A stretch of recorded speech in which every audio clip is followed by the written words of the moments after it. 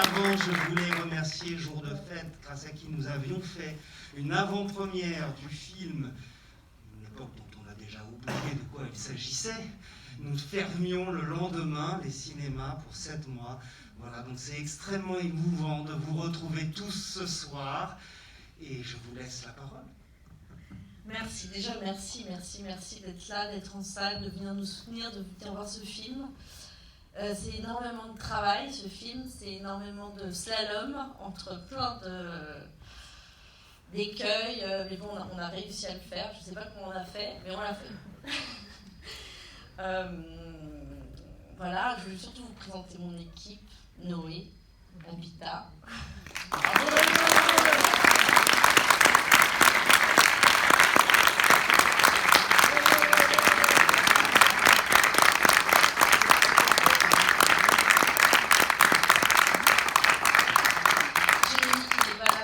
Avec nous par la pensée, qui tourne un court-métrage à Marseille. Donc voilà.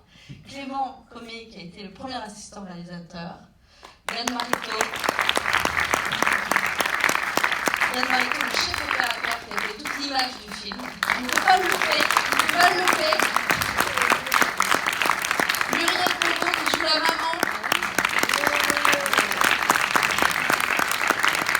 Et enfin Marie Talon qui est co-scénariste du film avec moi. J'habitais chez elle, quand j'étais à la police Marie-Latémis, et tous les soirs je rentrais afin de lui raconter, de lui dire j'ai un truc. Au bout d'un moment elle m'aidait tellement que j'ai dit il faut qu'elle m'aide, donc elle est devenue co-scénariste du film. Voilà, je dormais sur son canapé chez elle. C'est ça la vraie histoire. Bon, on ne veut pas trop monopoliser la parole parce qu'on a assez parlé dans les médias, dans tout ça. Surtout, on veut vous donner la parole et échanger avec vous, qu'on puisse tous répondre à vos questions. Donc voilà, parlons tous ensemble. J'ai 5 questions. Ouh là là. La première question est inspirée du bouquin de la patinage artistique. La deuxième question, est-ce que toutes les questions à la suite? Les cascades de Mademoiselle Lopez, comment elle s'appelle? Mademoiselle Lopez? Lise, oui. Est-ce que c'est elle qui a fait ces cascades ou c'est quelqu'un d'autre qui a fait ces cascades? Troisième question. Je connais bien les questions. Troisième question, est-ce combien d'heures de rush? Quatrième question, combien de journées de tournage? Et cinquième question, le prix du film. Alors, ce qui est génial, c'est que je ne peux pas répondre à toutes les questions. Alors, la première question, c'était... Le livre de... Alors, non, j'ai pas compris. Quel livre? De la patineuse. Non, parce que c'était bien avant. Le scénario, j'ai commencé à l'écrire en 2014. C'était pas du tout une réponse épidermique à ce qui se passait. C'était moi, j'ai eu besoin d'écrire ce film. Et il m'est tombé dessus. Il fallait que moi, je fasse ce film pour comprendre plein de trucs. Mais ça n'avait rien à voir. Il s'avère qu'aujourd'hui, ça tombe au bon moment. Et c'est tant mieux parce que le film est compris. Il serait sorti peut-être il y a 5 ans. Je pense qu'il n'aurait peut-être pas été compris. Et il n'existerait pas ce film où on n'aurait pas voulu le voir vraiment.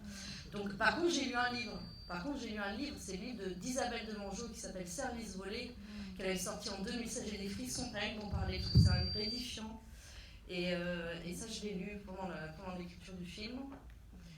C'était quoi? Les cascades. Ah oui, non, les cascades. Mais lesquelles? Les slalom. Le slalom. C'était des doublures, bien sûr. C'est des vrais sportifs, des vrais athlètes. Voilà, moi, j'avais pas du tout. Je savais pas skier, en fait. Par contre, il y a une autre cascade que tu as faite. Enfin, c'est pas vraiment une cascade, c'est quand même une cascade. C'est la voiture dans la conduite. Et Noé n'avait jamais conduit de sa vie. Ah oui. C'est toi qui conduis. Je fais des dérapage, ici. Alors ensuite, il y avait le nombre d'heures de rush. Alors ça, on va demander à Yann, parce que moi, j'ai aucune idée. Il n'y a pas Maxime? Non. J'ai aucun souvenir du nombre d'heures de rush, mais je dirais dans la moyenne.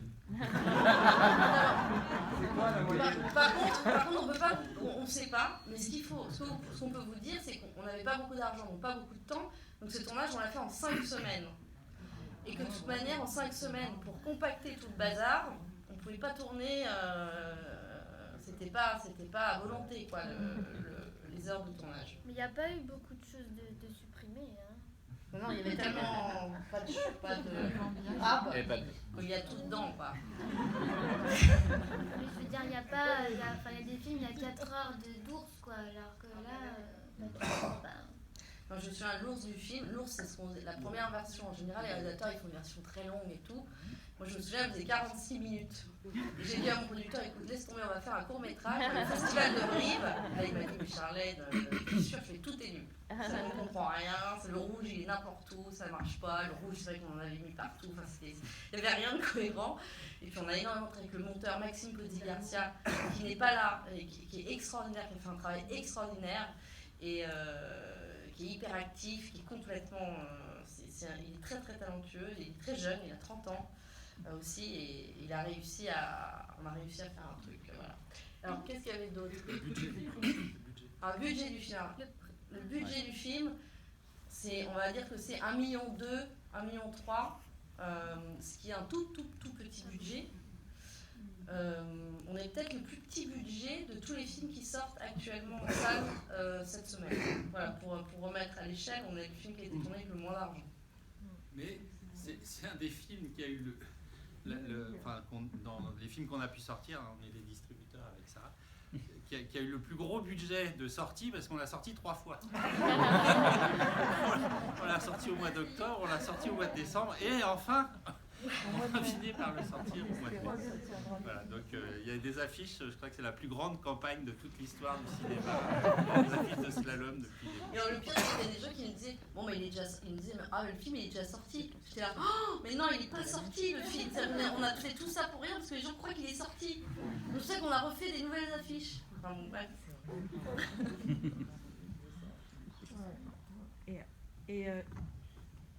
Pourquoi avoir choisi le milieu du ski et de la montagne? Est-ce que c'est parce que ça rajoute une angoisse en plus? Parce que j'ai trouvé que la montagne, là, elle était vraiment très angoissante. Les plans sur la montagne, c'est pas du tout le soleil, on bronze, etc. Ben, en fait, moi j'ai grandi là où j'ai tourné le film. Donc l'appartement de Lise, c'est l'appartement de ma maman. Voilà, donc en fait c'est chez moi, là-haut, c'est là où j'ai grandi. Moi j'étais à l'école à Val d'Isère. J'habitais dans un petit hameau en plus, voilà, donc j'ai grandi dans une station de ski. Et dans mes courts-métrages avant, j'avais toujours eu envie de filmer en montagne, mais j'avais peur en fait. C'est toujours difficile de tourner chez soi. En plus, les Savoyards, moi j'étais pas une vraie Savoyarde, mes parents ils n'étaient pas de là-bas. Donc j'étais une Chinoise, c'est-à-dire, ils nous appellent les Chinois, c'est-à-dire qu'on n'est pas des vrais Savoyards. Donc, ça a été un peu dur pour moi, mon enfance à l'école, j'en ai pris plein à la figure, parce que j'étais pas de là-bas. Bref, donc j'avais un peu peur de retourner là-bas. Et finalement, le long métrage qui a plus de temps, j'étais plus accompagnée, j'ai eu un peu le courage finalement d'aller là-bas pour tourner. Et j'avais très envie depuis longtemps, parce que la montagne, j'adore cette montagne. C'est les endroits où j'ai grandi, où j'ai passé mon enfance. Et le ski, j'ai fait du ski de compétition jusqu'à 15 ans. Là-bas. Oui, j'ai envie que vous aviez une photographie très marquée. Comment, justement, cette utilisation du rouge que vous évoquiez il n'y a pas longtemps, comment vous défendez profondément ces choix en termes de photographie? Alors, comment on défend ça profondément? En fait, c'est un film qu'on a voulu très sensoriel, très organique, et du coup, pour nous, ces couleurs, ce rouge notamment, qui au bout d'un moment est complètement, plus du tout naturaliste, complètement impressionniste, venait pour nous souligner l'état émotionnel de Lise, et en fait, au fur et à mesure que l'emprise de Fred s'étend sur Lise, elle finit par être noyée dans ce rouge jusqu'au moment où elle s'en échappe. Et un peu inconsciemment au départ, et en fait on s'est rendu compte à un moment qu'on faisait peut-être une métaphore moderne du petit chaperon rouge. Voilà. Ouais. Alors ça c'est arrivé après parce que moi je m'ennuie très vite. Et donc je commençais à m'ennuyer et tout ça, et évidemment je me suis dit, le petit chaperon rouge, et donc du coup j'ai fait une obsession sur le petit chaperon rouge et ça m'a tenue éveillée jusqu'à la fin du tournage. Et j'ai une petite anecdote. La scène qu'on appelle la scène de la rédemption, parce qu'on leur donnait des noms pour savoir un peu où on en était, c'est-à-dire où elle le frappe, où il y a un travelling compensé et donc ils sont éclairés en rouge. En fait, on était dans ce décor et au départ, il n'y a pas de lumière, il y a juste la lumière du soleil. Yann est un très bon chef opérateur qui fait de la lumière avec pas de lumière. Et ça, quand vous n'avez pas d'argent, c'est génial. Donc là, il n'y avait pas de lumière, il y avait du soleil. Donc le soleil éclairait les comédiens. Et je me souviens, je dis à Yann, on s'ennuie un peu, non? On s'emmerde un peu, c'est pas hyper original, quoi. Puis on avait quand même cette idée de rouge qu'on essayait de placer et tout. Puis on se dit, tiens, si on mettait des plexiglas rouges sur les fenêtres?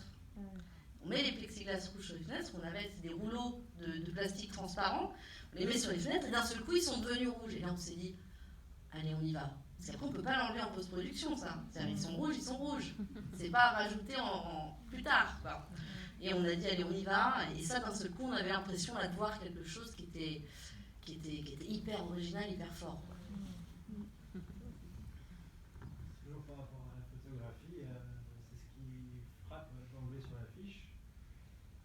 Laquelle Initiale, La la ville, Oui. la scène de la rédemption, justement, où les acteurs sont en rouge. Est-ce qu'il y a aussi une inspiration de Suspiria? De quoi? De Suspiria, de C'est quoi, Suspiria? Dario Argento. Je ne connais pas ce film. C'est vrai que c'est très rouge. Ah ouais? Il faut que je le voie. Non, mais Ouais, si, non, c'est peut-être. vachement beau. Mais... Ouais. Bah, en tout cas, non. Non. Mais j'ai envie de le voir. Ouais. Question pour Noé. Pendant ces scènes de sexe qui sont si dures, tu te sens comment dans ta tête en tant qu'actrice? Tu les vis ou tu restes calme? Enfin, je veux dire, parce que c'est tellement bien joué, t'as l'impression que tu les vis vraiment en fait. Donc, genre, tu te sens comment dans ta tête? Bah, c'est du travail, hein. On sait que c'est pour de faux évidemment, mais on est obligé de croire à ce qu'on fait pour que les autres y croient. Donc il y a quand même... Bah oui, à ce moment-là, on croit à ce qu'on fait. Mais il y avait une telle bienveillance entre nous. Avec Jérémy, c'est un acteur extraordinaire, très très généreux, et avec beaucoup de douceur et d'intelligence. Et avec Charlène et toute l'équipe, on était tellement soudés et on savait tous on faisait tous le même film. Et ça, c'est pas souvent sur les plateaux de tournage, et du coup, il n'y avait pas de problème. Et puis ce genre de scène, en général, c'est très chorégraphié et ça se passe assez vite, quoi. On ne reste pas 3 heures là-dessus.